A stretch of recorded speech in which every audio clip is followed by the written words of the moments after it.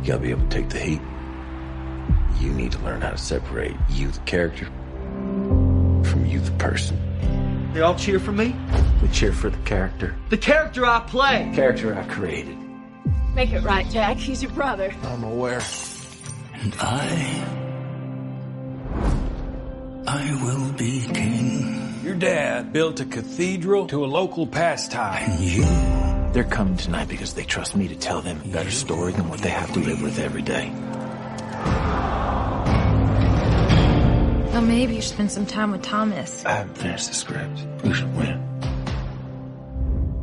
Us. though nothing. It ain't about winning or losing. Make them love you. Make them love hate you. We got kids to come to the show, Ace. What's the matter? You afraid I'm gonna go off script? What'd you say, Hennessy? No one makes their living from wrestling anymore. We can, I can. Heroes. The locker room's for wrestlers, not valets. I'm not just a valet. I can wrestle. Ace can succeed at the highest level. It's a natural. It's in his blood. Are you taking me with you? After I make it big, I could come back. You never gonna see Duffy again. You need to send him a message. Like Esau and Jacob. And the Lord said unto her, 2 nations are in thy womb, and the elder shall serve the younger. Jacob had the guts to wrestle with God. How about you? I find that anger is more useful than grief. That's my belt you wearing. You want this belt? Come and get it. Though we could be heroes. Dad always used to say, hold it together, Ace. Hold it together. Just for one day. I'm trying. We could be heroes. Both a couple of losers like your old man. Come on. Come on. Let's go. Just for one day.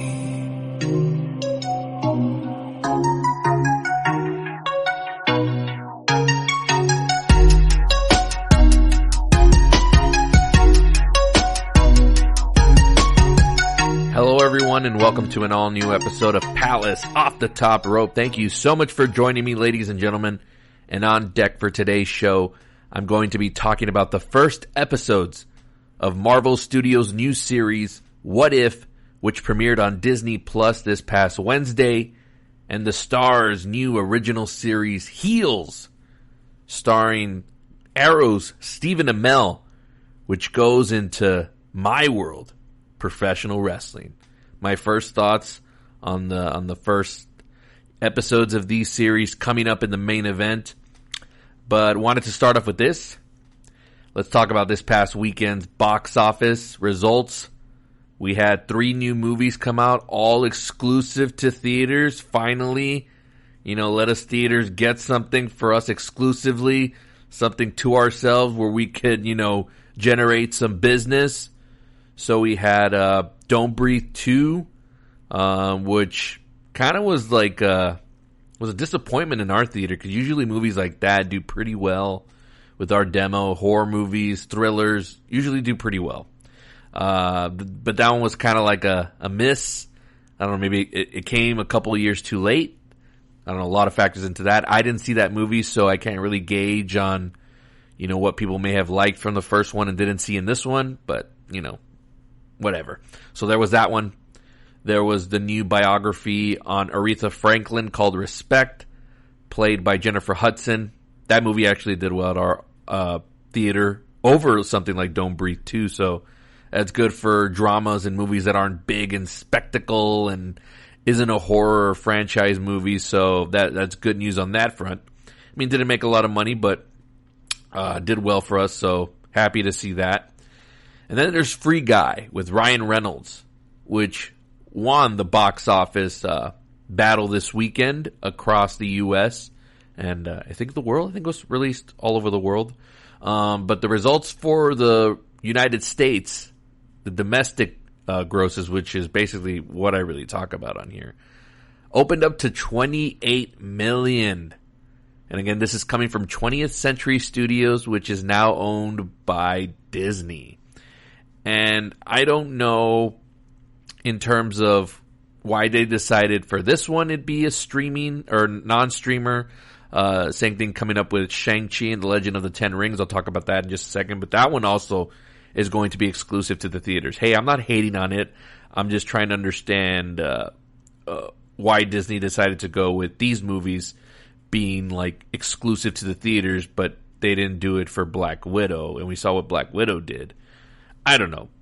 A lot of stuff involved there, but don't really want to go too much into the politics of that. But anyways, yes, $28 million for a non-franchise, non-IP original idea in this pandemic world that we're in, basically almost hitting $30 million. And Ryan Reynolds isn't exactly like, he's not always the most bankable star. Yes, he's been a hit as Deadpool, but he also had a movie that came out last month, folks, called, or back in late June, called The Hitman's Wife's Bodyguard, which was a part 2, and it was a stinker, and it was a dud. It didn't do anything. So, you know, he's not always a guaranteed draw. But this movie, Free Guy, was supposed to come out a very long time ago, and they've actually kind of been pretty smart with their marketing in terms of, you know, when movies were getting pushed back, you know, so many different times last year, as the pandemic grew in the year 2020, you know, they took the comedic approach, right? You know, they didn't just put like new release dates, but they would, you know, make fun of themselves or make fun of the industry in general by saying like, you know, we're going to come out in December, we think. You know, they would be a little meta with it, a little funny. And of course, Ryan Reynolds can pull that off and, you know, bring in that Deadpool persona and whatnot. It's what audiences grown to love. And I think they even used Deadpool in some of the final marketing for this movie. So a lot of smart marketing on their part for doing that. And now that Disney does own like everything Marvel, right? Including stuff that was at 20th Century Fox, which includes the Deadpool character, they can do stuff like that. So yeah, number one, $30 million. Who knew, right? You give the theater exclusivity where, you know, you can't watch it anywhere else but an actual building where you got to go sit with people and watch it on a giant screen. What do you know? Almost $30 million. So that's a win-win. And you're probably wondering to yourself, well, how are you calling this a win with $30 million, but yet, you know, something like Suicide Squad last week, which grossed, what was it, I think 25, 26. Yeah, but the thing is, the Suicide Squad was coming off the other movie, right, which was in 2016, and that was like almost $1 billion movie. You know, had 130 million opening. It's got huge characters from the DC world, or it's associated with DC Comics. Big time director. Big time budget. So yes, the expectations were to be a little higher. And when it underperformed, it was like, well, shit. Like, yeah, that's considered a big disappointment. But yet we're rah-rah and cheerleading the success of something like Free Guy. Well, number one over anything, it's because it's an original idea. Yes, it's a movie about, like, you know, a video game type-ish. You know, just, you know, we're seeing all that stuff, right? Presented in pop culture, a lot of stuff based on video games and comic books and all that stuff. And it tackles all of that in that movie, but it's a fresh idea. It's something that we haven't seen before. And you plug in a guy like Ryan Reynolds to give it that comedic factor. And what do you know? We got a hit. Audiences went out to see it. Never was my cup of tea. Never saw any interest in this. And, damn them for ruining the song Fantasy by Mariah Carey, which was all over the marketing for this movie. Now I can't listen to that song the same because of this movie, so thank you guys for that. But, yeah, we can cheer that because it's an original idea, and I'm sure it costs quite a bit too, but the fact that it grossed this much under the exclusivity tag of theaters only during this pandemic that we're still in and the rising cases with the Delta variant and notwithstanding, that's pretty good. So the theater experience is not dead yet, and goes to show that if you if studios aren't so, greedy and wanting to, offer it on a streamer and whatnot, if you just give it that theater exclusive, I promise you're going to get more for your actors and for the studio. You'll gross more. I promise you. So, obviously not the biggest of openings, but it's a good sign considering this is the first one from Disney where they're not doing streaming also on the same day. So we'll see. This actually bodes well for Shang-Chi and the Legend of the Ten Rings, which is what I want to talk about next. So, Disney, they've grown really sour on me. If I watch their stuff, it's because I am fans of the actors in the properties, the creators, the writers, all of that stuff, composers. I'm into all aspects of shows or movies. There's a lot of different things that go into it. But as far as like a company in general, like, man, Disney is just continues to they're losing a lot of favor with me. And they made a comment that I actually read it today. I don't know when it came out. And they were talking about Shang-Chi and the Legend of the Ten Rings, and talking about how it was like an experiment for the theaters to have this movie. And it's like, what? Like, what are you talking about? Like, have you not seen what Marvel has done for the last 10 years, including a lot of properties which nobody even really cared about or knew about, and they became giant successes? Like, at least I will give Marvel Studios that for, creating, new superheroes and new properties and all that stuff. I will give them that. So for Disney to come out and say this about this movie in particular, to be an experiment, was just like a head scratcher. And I'm glad that the lead in this movie, and I don't know his name, I'm sorry, like I haven't looked, other than Awkwafina, I don't know who anybody is in this movie. I'm going to be checking it out, and I will learn more as we get closer to the movie. But he stood up and said, like, how dare he call it like an experiment or whatever. Like, he knows that they're the underdog in terms of, like, there's a lot of unknown factor going into this movie. At least when they released Guardians of the Galaxy, and that was an unknown property at the time, but you at least had some star power in there, and Chris Pratt and Zoe Saldana. And I'm not saying like huge giant movie star, actors that you had in the property, but you at least had people that were known from television and other movies. So here, other than Awkwafina, like, we really have a lot of uncertainty and unknowns. But Marvel Studios has built up a good reputation over the last decade. So for Disney to come out and say this is just like, man, Disney doesn't care about you. They really don't. They're all in it for themselves. So now I'm really rooting for Shang-Chi and the Legend of the Ten Rings to really overachieve. And not that I was rooting for it to wanting to fail or anything like that. It's just that I think Marvel's really starting to go in a way where it's like kind of going to become really out there, and it's like, maybe we've reached peak superhero stuff. I don't know. I mean, there's some good stuff here and there, but, I think for the most part, like, how far can they take it? And I guess we're going to see now with these next two movies, this one and then Eternals coming up in November.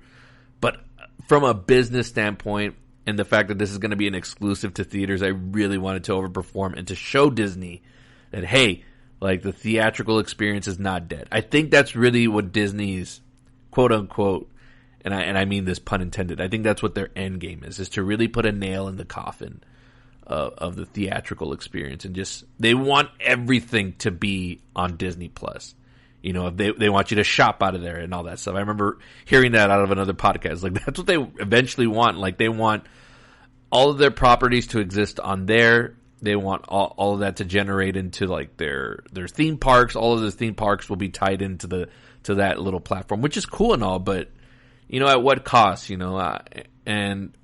so I really, really hope that this movie overachieves, and it's going to be coming out in just a few weeks here. So we're going to see, and again, with the way Free Guy turned out, like, where it wasn't a huge opening, but like a lot more people showed up for this than Suicide Squad.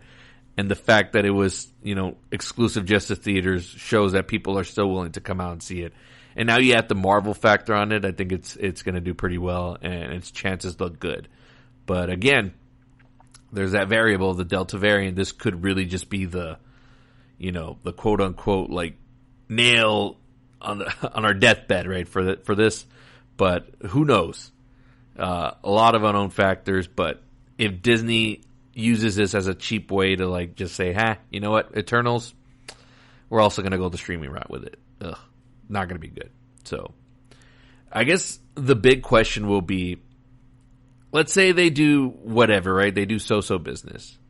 What happens with Spider-Man? That's a huge property. And that comes out in December, or it's supposed to be December. So, I'm always looking ahead and thinking forward of what's to come. So I know everybody's minds are right now on Shang-Chi, Legend of the Ten Rings, and then, we got, a couple of other movies here in the fall. But in terms of like big movie, thinking about Spider-Man, No Way Out. Yes, folks, I know it's No Way Home, but again, I'm going to continue to call it No Way Out. And yes, I will always point that out on this podcast. I'm looking at that, so that's going to be really interesting.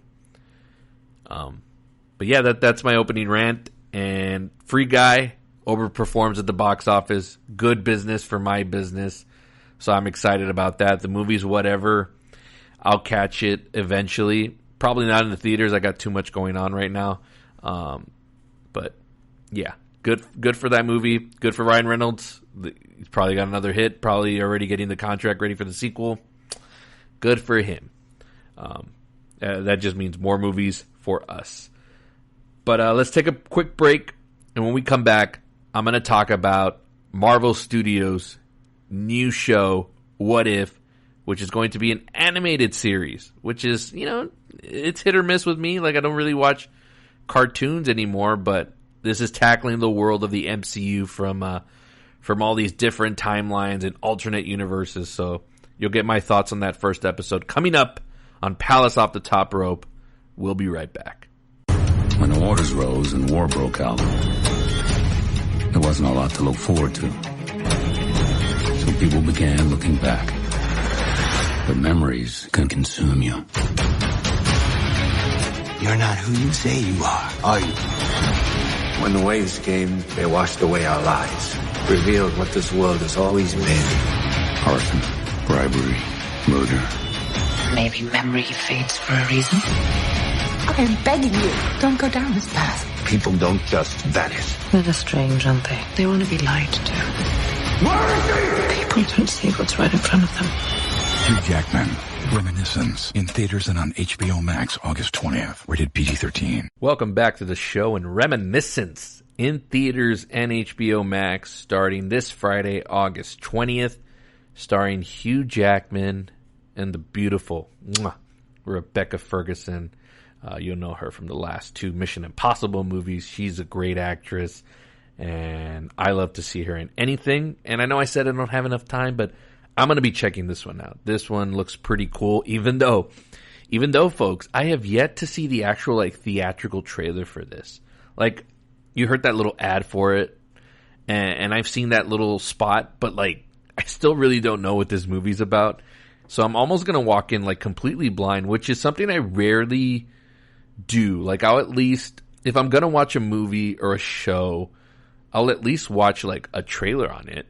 I'm not super obsessed the way I used to be with movies, in terms of wanting to know every little thing. Now, not that I'm not obsessed with movies. That's the wrong thing to say, because I live and breathe movies. But I remember in 2012 or leading into The Dark Knight Rises, and this is just a little backstory, folks. If I've said this before, I'm sorry. I just got to reiterate it again. I was super obsessed with knowing every little detail about this movie, behind the scenes photos, storylines, and whatnot. And that was all cool, being a super hard Mark fanboy for that movie and the Nolan trilogy. But by the time I actually watched the movie, the experience was just so weird for me, because I knew almost everything that was going to happen in that movie before I even saw it. So yeah, it just ruined it for me, and it gave me a whole new perspective in terms of wanting to know everything about a movie. And again, having experienced it myself, I look back on it and I was like, why did I do that? I was going to see the movie regardless. I ruined the experience for me. Now, if you're into all that stuff, like, cool, but I don't get it and I never will. How that doesn't ruin it for you, I'll never understand. Like, that's just weird to me. So, you know, I enjoy movies now by not having to see, like, so many trailers. Because it used to be back in the day, you would get, like, a teaser very vaguely of what the movie was, and then the final, like, theatrical trailer, which, you know, shows you what the movie is actually going to be about, but not giving away everything. Nowadays, we have, like, 7 trailers for everything, plus, like, 52 TV spots, and, you know, they'll release clips online, and it's like, man, like, don't you want to go in as fresh as possible? So, for this Reminiscence movie, I have yet to see even a trailer. Yes, I've seen little clips here and there, and I've walked in a couple of my auditoriums to check in on crowds, and I see that the trailer's playing on the screen, but I'm not really paying attention to what's going on. So this is about as fresh and as blind into a movie that I'm going to be going in. But that's the trust that I have in actors like Hugh Jackman and Rebecca Ferguson, where I usually almost enjoy everything that they're in. So they've earned that with me. So yeah, I can't wait. I hope it's a good movie. And another thing that's changed a lot before I get to What If, folks, sorry, I'm getting there, is the marketing in movie posters now and just anything standees in general. So it used to be you would never have any paths cross between the worlds of television and the worlds of movies. It was 2 different entities. But now, like, the lines have been blurred so much with streaming and all that. It's like, what really is a movie? Because there's some television shows that, like, yes, they're broken up into episodes, but it's also like, man, this is, like, very cinematic and very much like a movie. Like, you know, like Falcon and Winter Soldier. It was a series of, 6 episodes? But it really, if you put it all together, it was just one giant movie. Like, it wasn't really episodic where it was going day to day or different adventures or whatever. That, to me, is more television where it's episodic. But that's the way a lot of the television shows are now. It's like one giant movie, but it's broken up into parts to make it seem like it's television, but it's not really television. It's a movie. But anyways, back to Reminiscence. So I'm putting up the poster at work for it. And I'm looking at, you know, usually it'll say, like, from the studio that brought you, you know, The Departed, or from Christopher Nolan, who brought you The Dark Knight. And for this movie, it's like Reminiscence from the co-creator of Westworld. And for those of you that don't know, Westworld is a television, or was a television show on HBO. Like, you never saw that in the past. You know, we're getting a Sopranos movie later on this year, it's a big motion picture, but it's based off a television series. That was, like, of high prestige, like, and I'm gonna be watching the Sopranos, and I'm sure it's gonna have a lot of, like, cinematic parallels where it's like, this could be a movie. So again, the lines have been blurred now. So it's just weird, and it's such a new day and age that we're in terms of the marketing. So seeing something like from the creator of Westworld on a big studio theatrical movie is weird to me. But also I have to adapt and know that that's the world we're in now. So, you know, like I always say from Brad Pitt and Moneyball, adapt or die. I'm going to adapt, and I'm going to, I guess, start to accept it as normal and seeing stuff like that. Anyways, on to the new series that I checked out on Disney Plus from Marvel Studios, and I've checked out all of them: WandaVision, Falcon and the Winter Soldier, and most recently Loki, which out of those 3 that I've seen so far, Loki has been by far the best television show that Marvel Studios has put out, you know, as they transition a lot of those characters from the movies into TV. Again, lines being blurred, but I don't know. It's all just content, I guess, right? That's just what everything's called these days. It's all content. When I first heard that they were going to do this What If series, like, you know, what if, all these different scenarios, all these different alternate realities, because that's what the comic book world is, right? That's what a lot of the enjoyment is that you can have all these different versions of Spider-Man and Iron Man, and even in the DC world, there's all these different versions of everything. Like, there's so many different Earths, so many different Batmans, old Batmans, young Batmans, girl Robins, boy Robins, all these different things, right? But when I saw that it was going to be an animated series, I was kind of like, you know, Marvel's history with animated stuff hasn't really wowed me. DC, on the other hand, puts out great animated features. I've checked out a chunk of those, mostly the Batman ones, but the ones that I've seen have been pretty good. Some of the Justice League ones as well. But Marvel, while they've been like king in terms of movies with the MCU, on the animated side of things, it's kind of been like, okay, like whatever, they exist, they're there. So when I saw this and it was like, okay, like, I don't know, maybe I'll watch it, maybe not. But then as we were gearing up closer to it, finally saw like a little mini trailer of what it was going to be like, and that they were actually going to have the actual voices of characters. So in this first episode, we got Peggy Carter, which in the movies is played by Haley Atwell, the actress. Well, she's actually going to voice Peggy in animated form as well. Same thing with Doctor Strange. They got Benedict Cumberbatch. For Black Panther, they got Chadwick Boseman, who passed away, but they filmed this or recorded this quite some time ago. So you'll be seeing some posthumous work on his behalf with the Black Panther character. So I'm like, okay, cool. Like, they're really gonna invest in this. And I guess I should have expected it, right? Because it's the Marvel Cinematic Universe. They're gonna go all out. So I'm like, okay, wow. Actually having the actors from the movies voice the animated characters as well. I mean, not all of them. I think, what is it? In this episode, I saw Steve Rogers in it, played by Chris Evans in the movies, but I don't think they got his voice, even though they got somebody similar to him in voice sounding the same, but it wasn't actually him.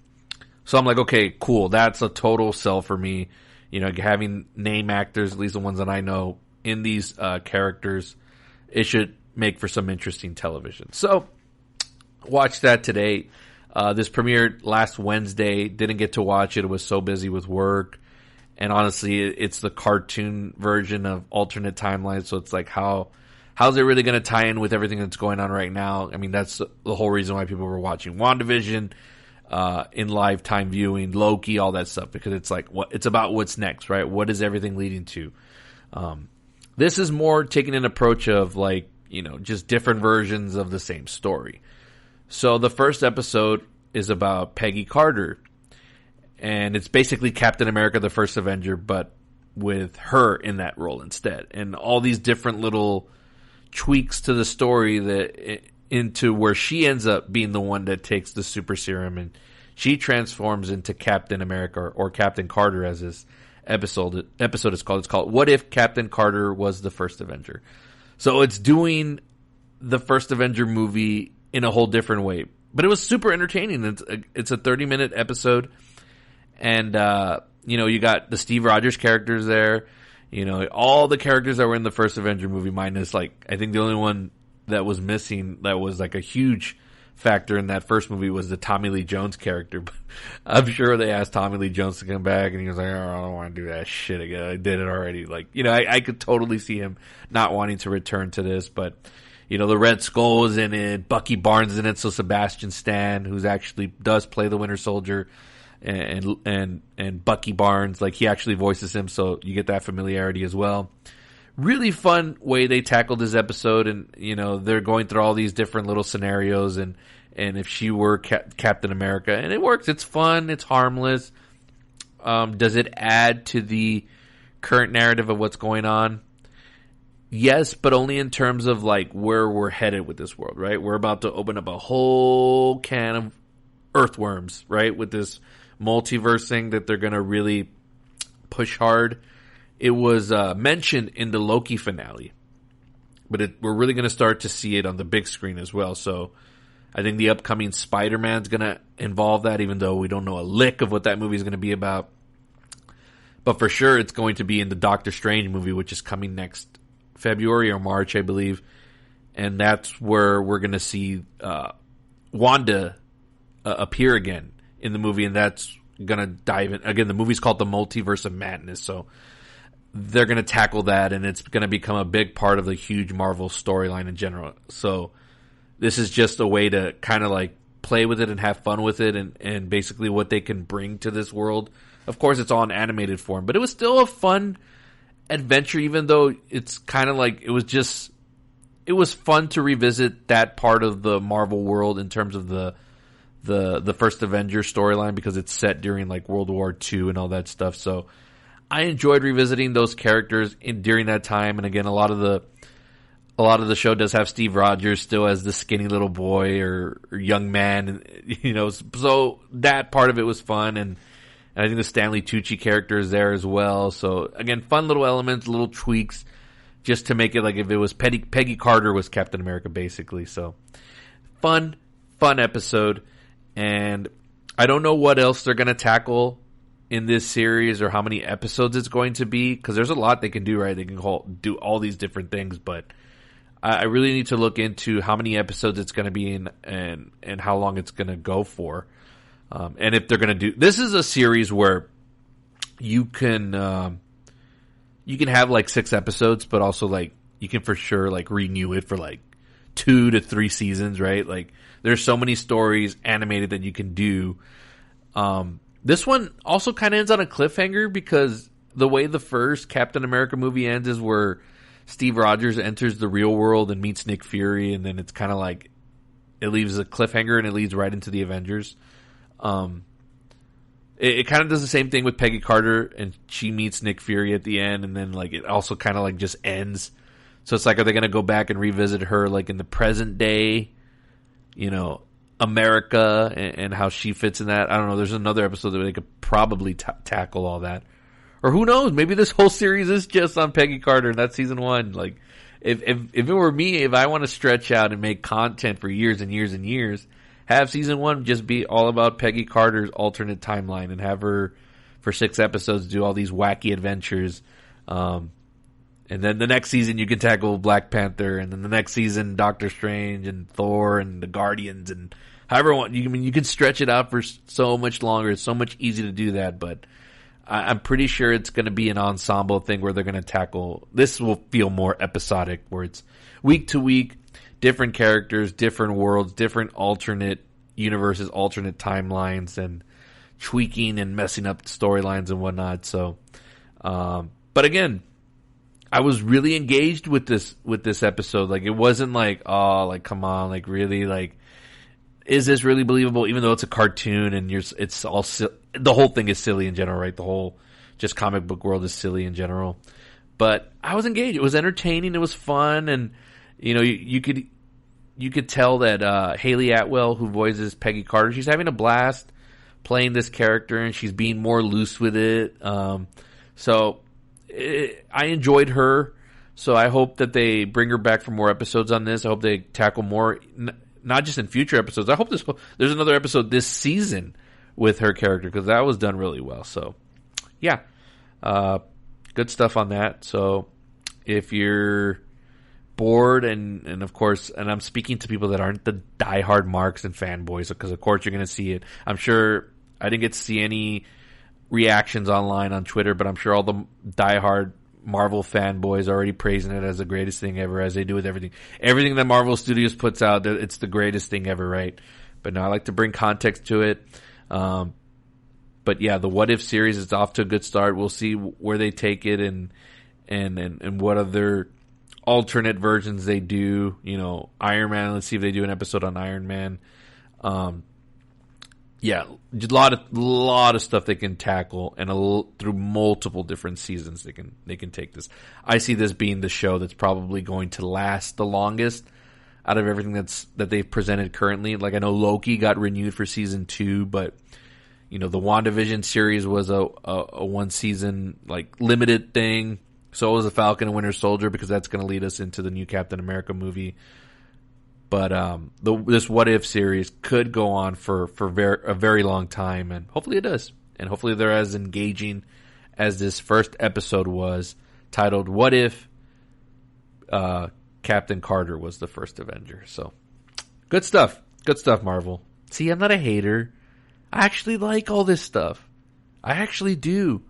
Again, my problem with the Marvel fanboys is that when they think that this stuff and the movies and all that stuff are the only things that matter in the entertainment world, and like no other movies matter, nothing else can be as prestige or epic or whatever, and it's like, no, that's not the case. Don't be dumb. There's a lot of stuff out there. And I like a lot of stuff as well, including the Marvel stuff. I enjoy it. Not all of it, but I enjoy it for the most part. So, settle down, fanboys. And that's my review of What If. First episode. Again, don't know how long it's going to be, but I'm along here for the ride. Anyways, let's take one final break.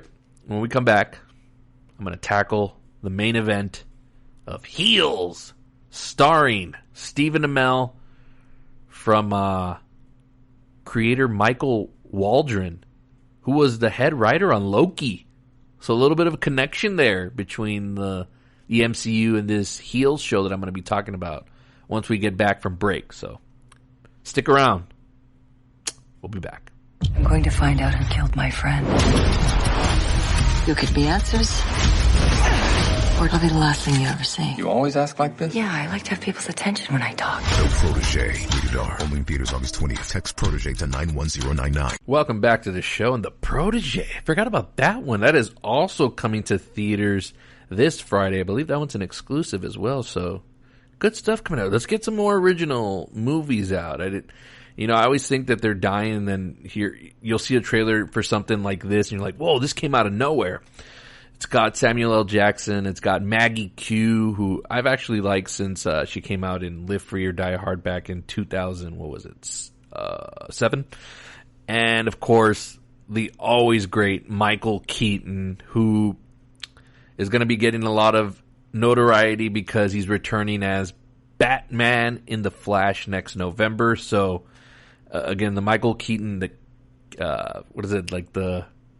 resurgence of his career in this latter half has been incredible.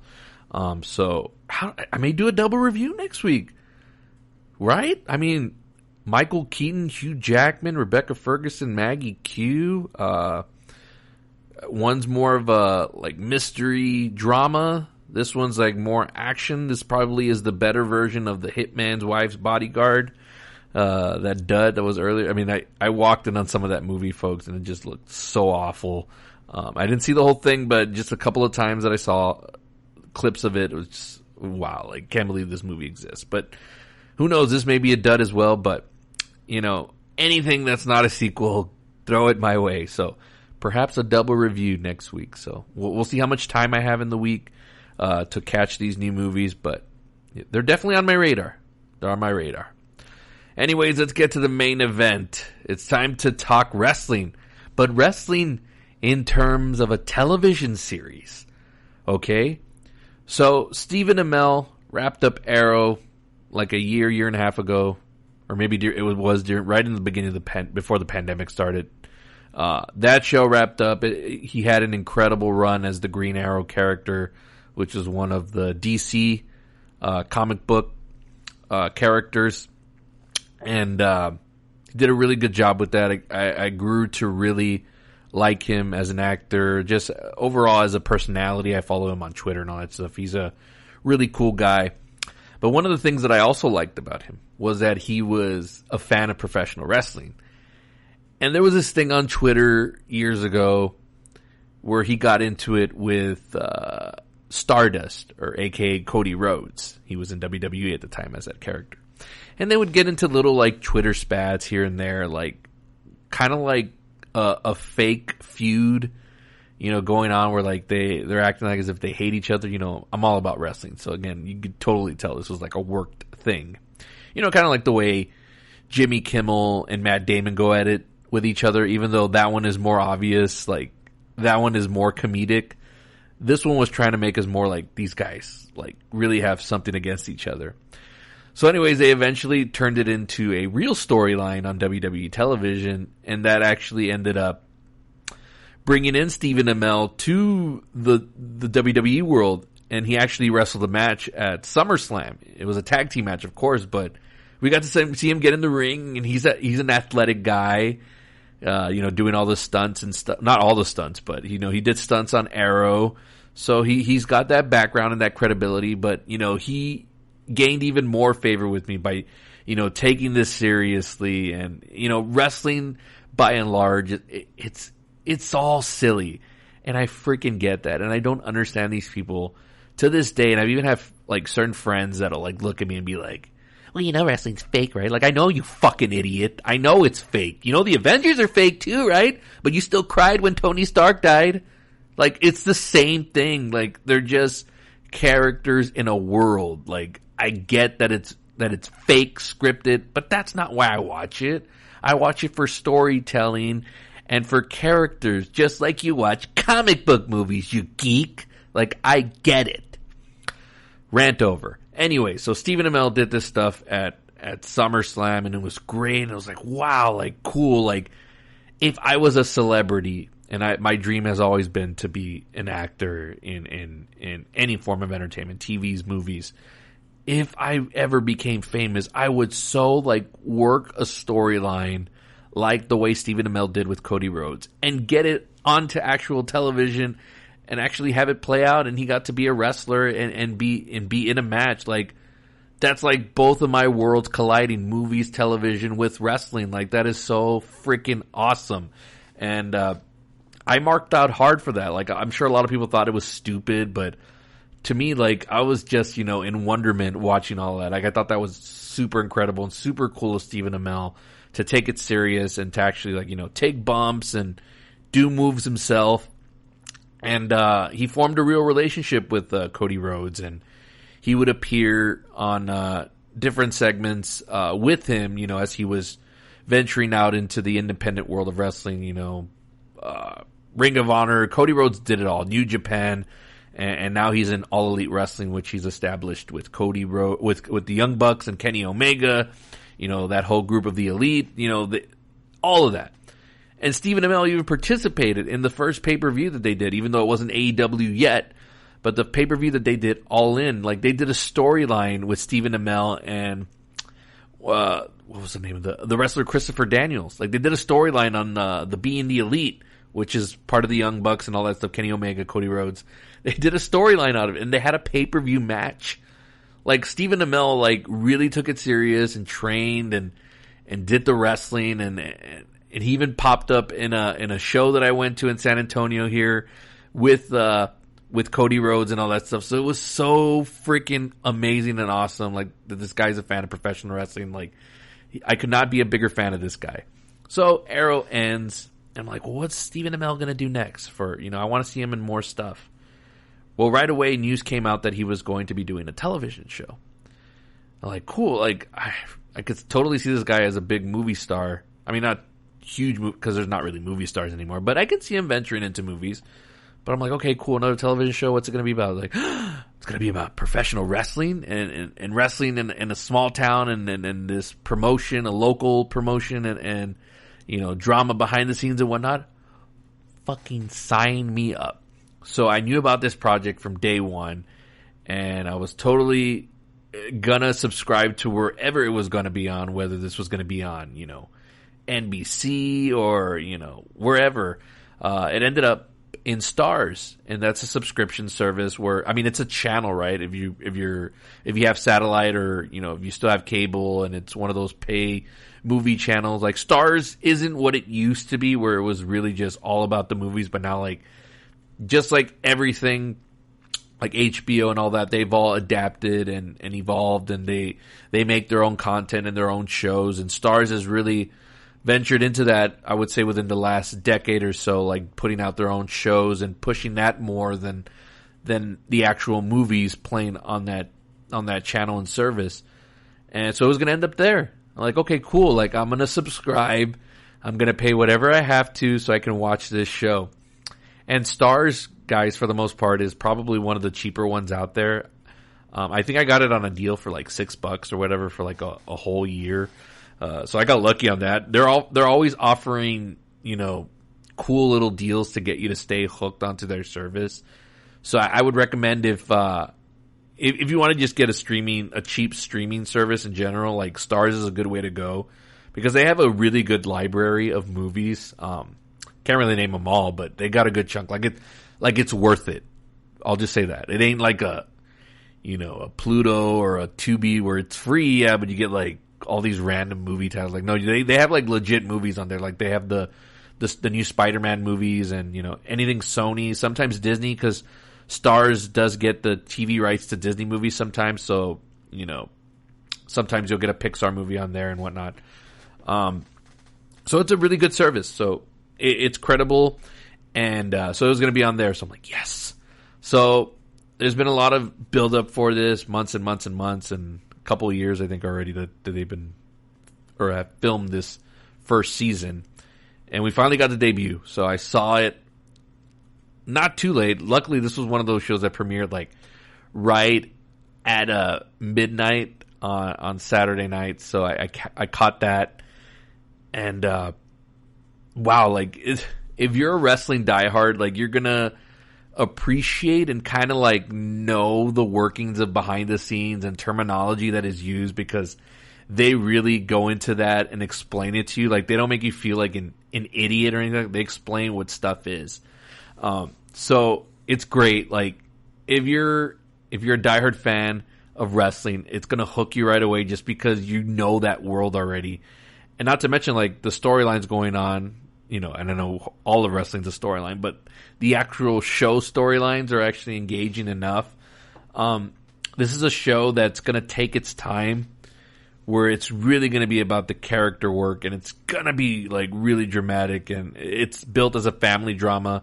Again, they're in this small town of Georgia, and they've all got the southern accents or whatever, so if you're not a fan of that stuff, you're not going to like that. But, you know, hearing Stephen Amell with that country southern accent was weird, but it's different. Like he's at least trying to do something different. Like he's not playing Oliver Queen anymore. Like even though he's got the same look of it, like gosh, Stephen Amell, like you can change your hair a little bit or grow it out just a bit. Little nitpick, but yeah, it's not like wow from the get go. I can see a lot of people like not liking this, just because it is going to take its time. It's only going to be 8 episodes, and we'll see if it gets renewed for like another season. But the way this played out, it's like it's gonna take its time, and I think it's gonna get somewhere, and it's gonna go somewhere. But they did a really good job of establishing these characters and where they're gonna take them and what type of personalities they all have. Alexander Ludwig is he plays the brother to Stephen Amell. And I've liked him. I enjoyed him in Grown Ups. He was in Bad Boys for Life. He played a really fun character in that movie if you haven't checked that out. So he's kind of grown on me. He's kind of like a better version of Liam Hemsworth. That's Chris Hemsworth's brother. Like I'm sorry, I don't mean to throw shade at Liam Hemsworth, but I just kind of feel like if this was going to be Chris Hemsworth's brother, it should be this guy in Alexander Ludwig. And I only say that because they're both white and whatever. But good performance out of him. And again, it's just a story of these two brothers and Stephen Amell is the older brother, and he was given control of his dad's wrestling company because his dad committed suicide. And so he's just trying to bring it back, you know, trying to get more credibility and all that stuff. You know, he's trying to create interesting storylines for the wrestling product and getting more eyeballs on it. You know, he wants better investment in equipment and video cameras and stuff like that. So all these different characters and all this behind the scenes stuff. And again, if you've never watched wrestling or wanted to see how the workings of stuff is gone on behind the scenes, including scripts of matches. Yes, folks, I do know wrestling is scripted, and they tell you exactly what people want in matches and what moves to end matches and who wins and all that stuff. So if you've never been interested in wrestling and you wanted to know, okay, a little bit of how the workings are behind the scenes, even though this is like, it's not like a WWF type thing where they're doing that behind the scenes behind this big organization. No, it's a small, like little local wrestling company and community. So it's a small group of wrestlers. You know, you got appearances by James Harrison. He was the most notable one. James Harrison was a former NFL player, so had a couple of lines here and there, but I'm not going to judge like, oh, he's a stupid actor, shouldn't be doing any of this. But I want to see what he does later on in this series as it unfolds. Again, this is the first episode, right? I'm not going to make this huge, like, giant review on whether you should, you know, watch it or don't watch it. Like, I'm going to let it unfold. Like, I'm just telling you from my perspective, I enjoyed it because, number one, it's like my biggest passion of the movies is wrestling. And it's combining the two. It's a television show now. It's a series. It's a drama. And I love me some good drama shows. So good job by Stephen Amell. Michael Malley is a producer on this and also going to be an actor in it. Michael Malley, the guy who did Guts, who hosted Guts back in the day if you're my age and used to watch Nickelodeon a lot. So seeing him in that and being involved in this is awesome. Again, as I mentioned before the break, Michael Waldron, who was a head writer on Loki, he's actually the creator of this series. So a little bit of credibility there. I liked Loki a lot, and Loki was one of those shows that, you know, I didn't hear a lot of buzz, and a lot of people weren't liking it, but I did because it took its time to get to the point, but also like did it in an entertaining way. And I found this show to be very entertaining. This was a pilot for Heels that had a runtime of 1 hour and 2 minutes. That was basically almost like an HBO show. So, you know, I was expecting this to be like at the 40-minute mark, which usually like 1 hour TV shows are if you factor in commercials and all that. But the fact this is on a streaming service and there's no commercials and there's cursing and there was actually nudity in this, I was like, whoa, okay, I didn't think this show was going to be that far out there. Not that the nudity was like all over the place, but it was in one particular scene where I was like, oh shit, like, okay, like they really have like, you know, no, it's no holds barred, right? You know, pun intended, a wrestling reference.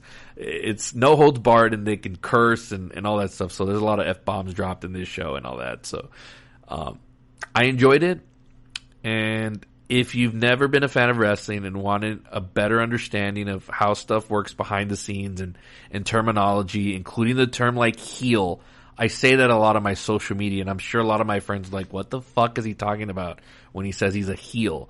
So heel, in the most basic terms, means bad guy, villain.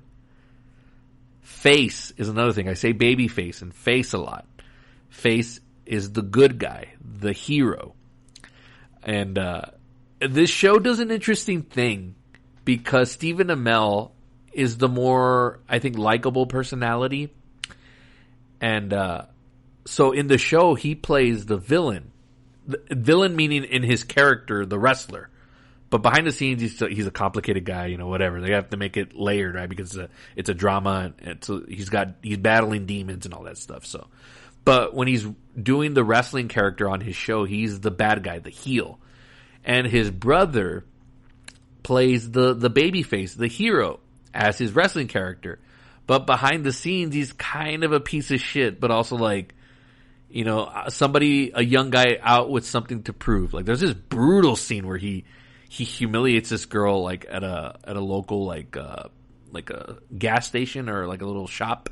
And he like humiliates the shit out of her in front of like some people, and it's like, man, this guy's really not cool, and he's supposed to be like a likable hero to like kids and whatnot who go watch the wrestling show. So very interesting dynamic in how they chose to write that. Like, cause if you're being super obvious, and because Stephen Amell played Oliver Queen on Arrow, he was the hero of that show. He was the guy you rooted for. You would think the wrestling character he would play on this show, he would be the babyface, the hero. But they do the opposite. I kind of like that. And then even at the end of the episode where you think it's going to go where it's going to go, and then it does in wrestling what we call a swerve, and it does something unexpected, and you're like, oh, okay, wow. Like, they actually worked me, which is another wrestling term. Like, they got me. And you'll understand all of this terminology on this show because they're going to go into it. At least it looks like it, because they did it with some terms on this show, and they explain to you what it is. So I like that. It's not going to make the audience feel stupid if you've never watched professional wrestling before or been to a wrestling show in general. So for all my wrestling friends out there, if you don't have Starz, get it.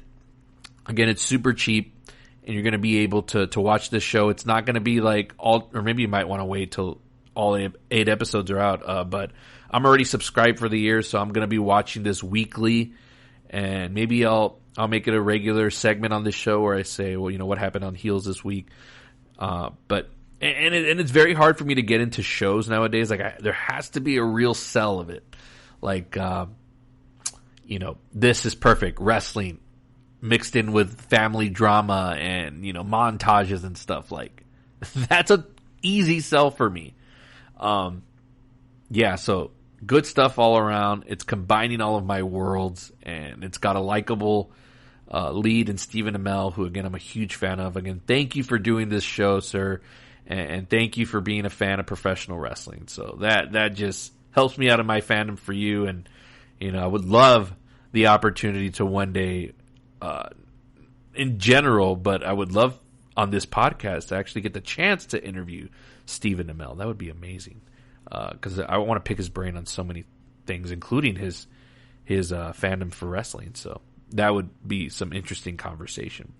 I'll tag him. Who knows? Maybe he'll hear this. Maybe he won't. But I just want to let you know I enjoyed Heels a lot. I know it was only the first episode, and I know people are going to call me biased because I'm a wrestling guy, but, you know, watch the show. Decide for yourself, of course, but you're going to see there. You might get hooked in there, especially if you've never really experienced professional wrestling before. But that's my thoughts on the first episode of Heels and What If. Both are going to be continuing on weekly. These streamers are not doing... I like how we're kind of getting away from that, you know. What's wrong with weekly television? One day of the week and it comes out, as opposed to having everything given to you at once. You watch it all and then you talk about it for like a day or two and then you forget about it. Which is my only knock on Cobra Kai. Even though I want it now, and I want every episode there and then. But I would be totally okay if Cobra Kai was a weekly thing, because then you get to talk about it for that long. So Cobra Kai was 10 episodes? Think about it. 10 weeks, weekly, one episode. Like, you get to talk about it for almost 2 months. And then a little bit more after that, as opposed to just like you binge it all in a day and then, yeah, you have to wait a whole other year for it. And speaking of which, I haven't really tackled it on this show. Cobra Kai is coming in December, folks. Season 4. I'm so pumped. But that one I know for sure I'll get to binge watch all of it in one setting. So, yeah. But go watch Heels.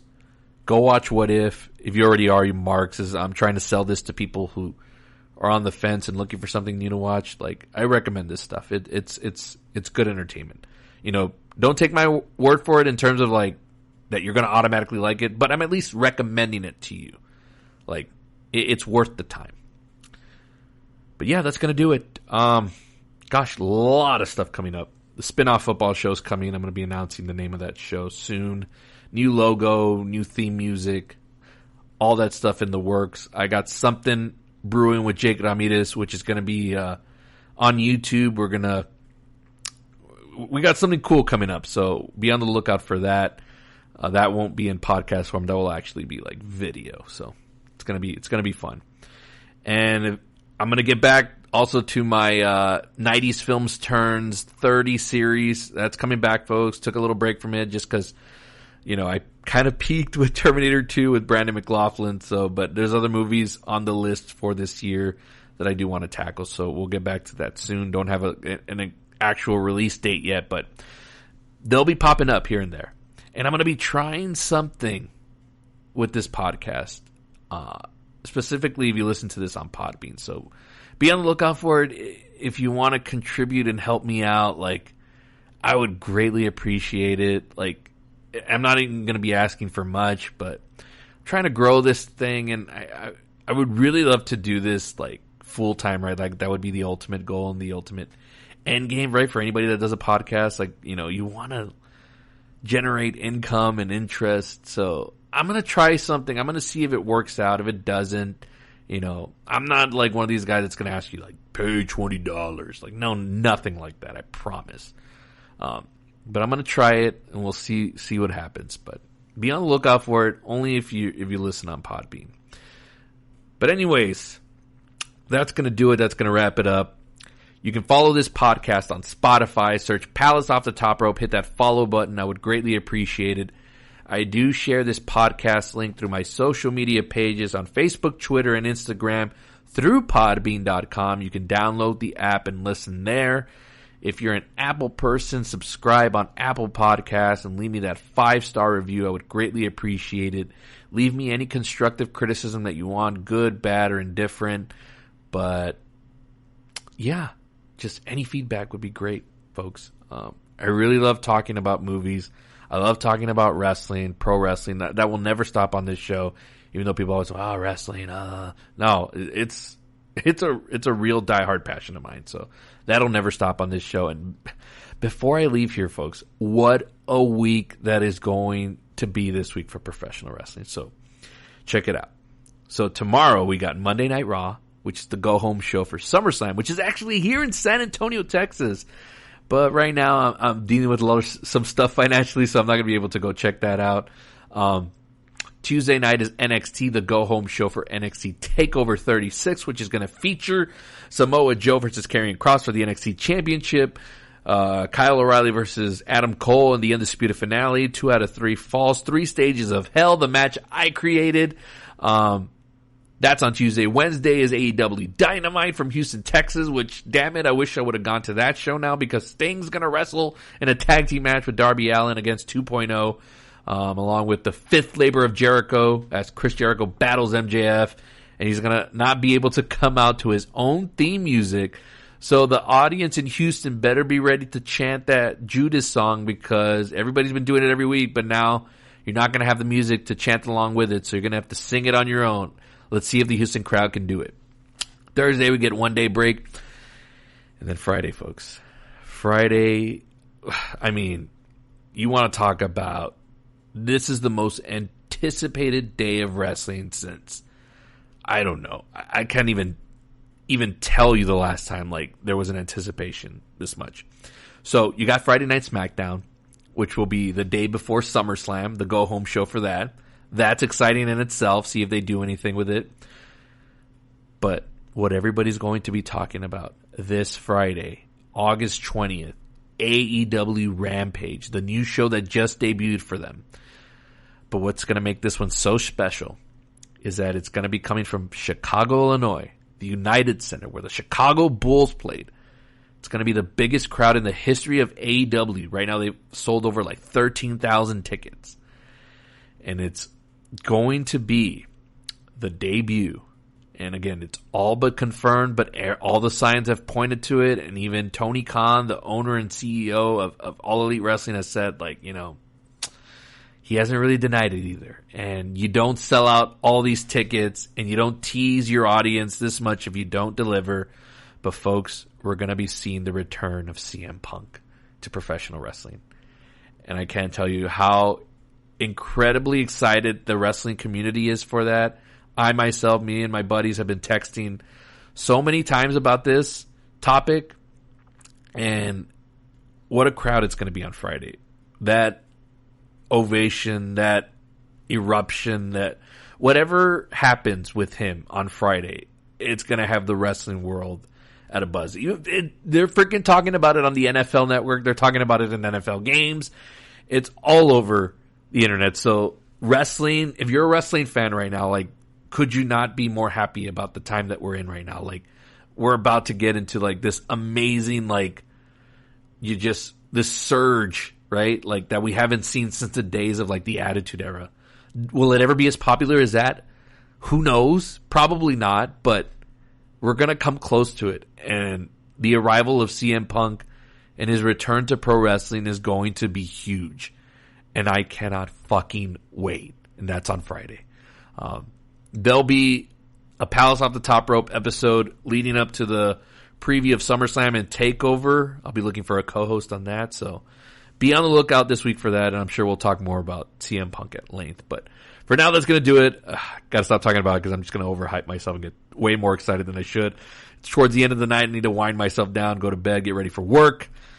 But yeah, that's coming this week. What a week to be a wrestling fan. So thanks for tuning in today, guys. We'll see you later this week. God bless you.